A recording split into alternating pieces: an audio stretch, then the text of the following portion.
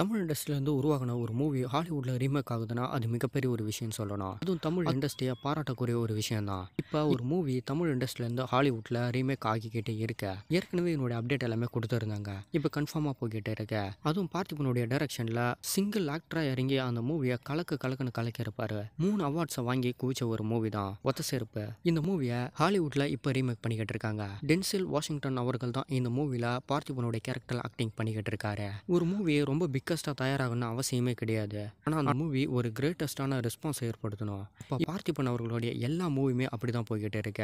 ஒரே கதைகளை வச்சு 4-5 மூவி பண்ணுறது பெரிய விஷயம் கிடையாது. புதுசாக டிஃப்ரெண்டாக மூவி பண்ணால் தான் பாசிட்டிவ்ன்ற போல ஏற்கனவே அவரும் ஒரு அப்டேட் கொடுத்துருந்தாரு. இது பார்த்திபனுக்கு 100% பொருந்தும். அவருடைய ஒத்த செருப்பு மூவியாக இருக்கட்டும், இரவை நிழல் மூவியாக இருக்கட்டும், இப்போ ரிலீஸ் ஆகியிருந்த டென்ஸ் மூவியாக இருக்கட்டும், டிஃப்ரெண்டான கதைக்களங்களும் புதுசான ஒரு கண்டென்ட்டையும் வச்சு செம்மையாக மூவி பண்ணிக்கிட்டு இருக்காரு. இந்த விஷயம் தமிழ் இண்டஸ்ட்ரி மட்டும் இல்லாமல் இந்தியாவுக்கு ஒரு